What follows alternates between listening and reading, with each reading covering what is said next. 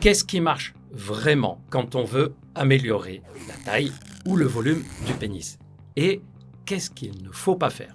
Tout ça, c'est dans cette vidéo et je vous dirai à la fin la méthode qui, d'après moi, est la plus efficace. Et je les ai classés pour vous en 4 types.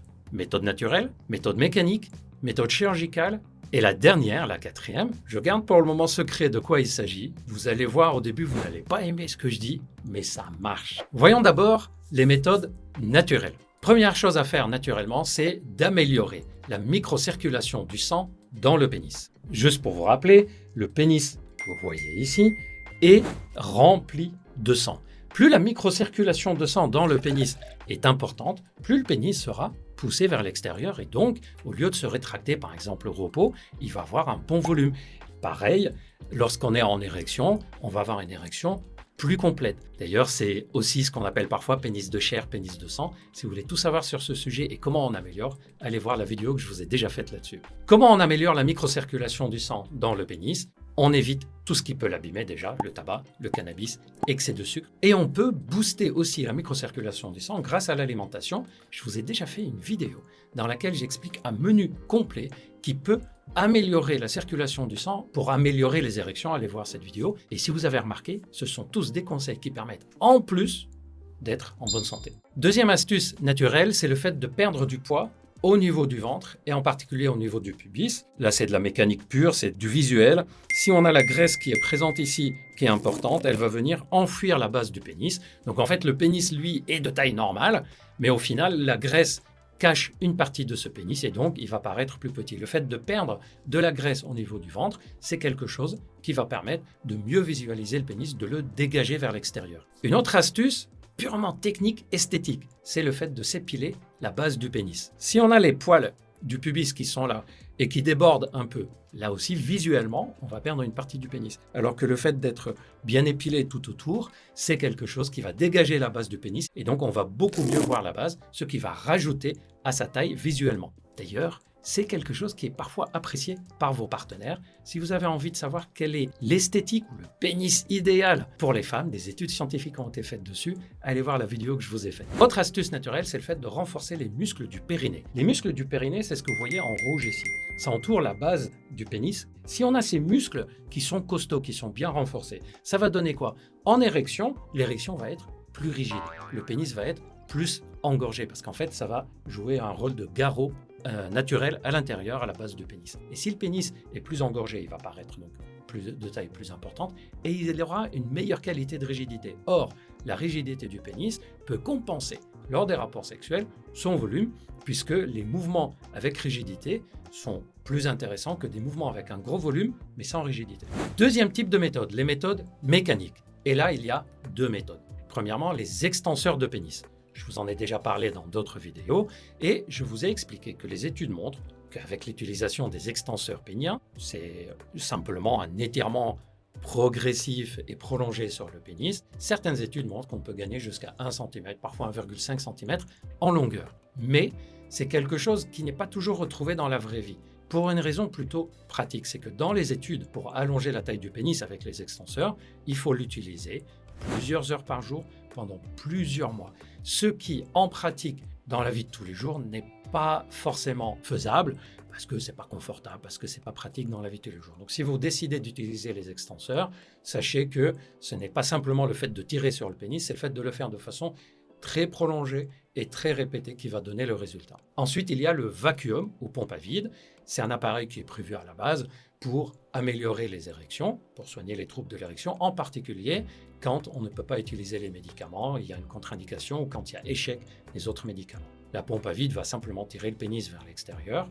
Son inconvénient, c'est qu'elle va donner un allongement sur le pénis, mais uniquement pendant une demi-heure, 1 heure, 2 heures après l'avoir utilisé. Alors c'est très intéressant chez quelqu'un qui a un risque de rétraction du pénis après une chirurgie de la prostate, maladie de la péronie, dans une maladie diabétique, maladie inflammatoire, pour éviter que le pénis soit tiré à l'intérieur. Avant de vous en dire plus, permettez-moi de vous rappeler que Charles.co n'est pas seulement une chaîne YouTube, c'est aussi une plateforme de téléconsultation sur laquelle vous pouvez consulter des médecins spécialisés dans les troubles sexuels. Donc si vous avez par exemple des problèmes d'érection, des problèmes d'éjaculation, baisse de libido, suspicion d'andropause, il vous suffit d'aller sur le site Charles.co, de remplir le questionnaire médical spécifique à la problématique et de prendre un rendez-vous de téléconsultation. Lors de la téléconsultation, qu'elle soit par visio, téléphone ou par messagerie écrite, le médecin fera le point avec vous, vous donnera son avis, ses conseils. S'il y a besoin d'examen, il vous les prescrira. Et s'il y a besoin d'un traitement, il vous le prescrira aussi de façon adaptée à votre problématique. Bref, quand on a un problème sexuel, on ne reste pas seul face à ce problème. On consulte son médecin traitant, un médecin sexologue en ville,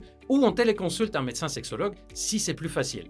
Et Charles.co a été fait justement pour faciliter cette démarche. Troisième type de méthode, les méthodes chirurgicales. Et là, il y a en particulier deux méthodes. C'est l'injection d'acide hyaluronique ou de graisse autour du pénis. C'est quelque chose qui va surtout améliorer le diamètre, le volume. L'inconvénient, c'est qu'il y a un taux d'insatisfaction qui est assez élevé. En général, il faut refaire cette infiltration-là, cette injection-là, 12, 14, 18 mois après l'avoir faite. On peut avoir un aspect un peu bosselé parfois sur le pénis, donc toujours s'adresser à des chirurgiens qui savent le faire. D'ailleurs, si vous voulez savoir des histoires totalement hallucinantes sur des interventions de ce type qui ont mal tourné, allez voir la vidéo que j'ai faite avec mon collègue chirurgien spécialisé dans ce domaine, le docteur Marc Galliano, qui raconte des chirurgies de ce type qui ont été faites un peu n'importe comment et qui ont donné des résultats dramatiques, alors que chez certains hommes, ça peut donner des résultats très intéressants à condition que ça soit bien fait. Et ensuite, il y a la chirurgie d'allongement, en particulier le fait de couper le ligament suspenseur. Le pénis que vous voyez ici est raccordé à l'os du pubis par un petit ligament. En coupant ce ligament, on va pouvoir tirer le pénis vers l'extérieur et gagner 1 ou 2,5 cm.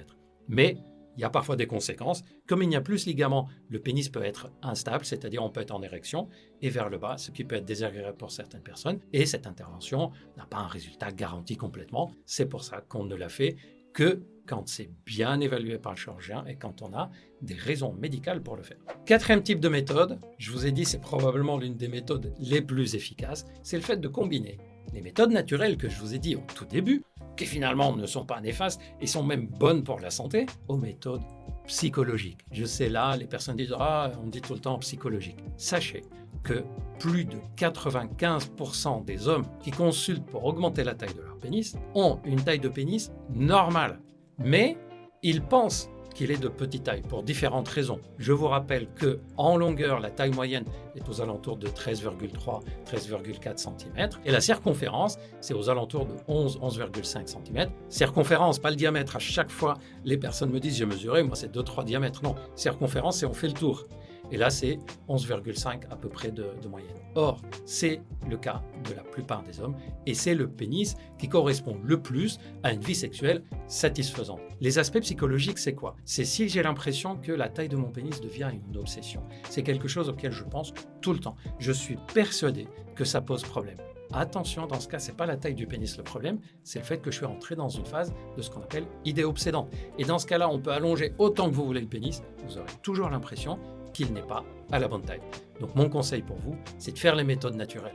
Améliorer la microcirculation du sang naturellement dans votre pénis, comme je vous ai dit au début. Faites ce qu'il faut pour perdre de la graisse au niveau du ventre. L'épilation, les vidéos qui expliquent c'est quoi le pénis le plus intéressant pour les femmes. Allez les voir. Toutes ces méthodes naturelles, plus psychologiquement de se dire ça va, j'ai un pénis de taille moyenne, 1,5 cm en plus ou en moins, ça ne va pas changer grand-chose. Et surtout, je dois mettre mon énergie non pas à allonger la taille de mon pénis, je dois mettre mon énergie à bien fonctionner sur le plan sexuel. Parce qu'au final, c'est ce qui va faire la différence lors des rapports sexuels.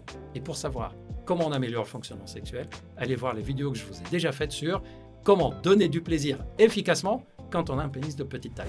Voilà, j'espère que cette vidéo vous a plu, que vous avez appris des choses dedans. Surtout, ne faites pas de bêtises, n'allez pas acheter des produits sur Internet. Si franchement, s'il y avait des comprimés, des plantes, des trucs qui allongent la taille du pénis, ça se saurait depuis longtemps. Évitez les méthodes traumatiques, le fait de tirer le jelking, je vous en ai déjà parlé aussi dans d'autres vidéos, qui peuvent provoquer des traumatismes sur le pénis. Et soyez prudents avec toutes les méthodes qu'on vous vend sur Internet. Moi, je vais vous préparer plein d'autres vidéos sur plein d'autres sujets. Merci de m'avoir écouté jusqu'au bout. À très vite, prenez bien soin de vous.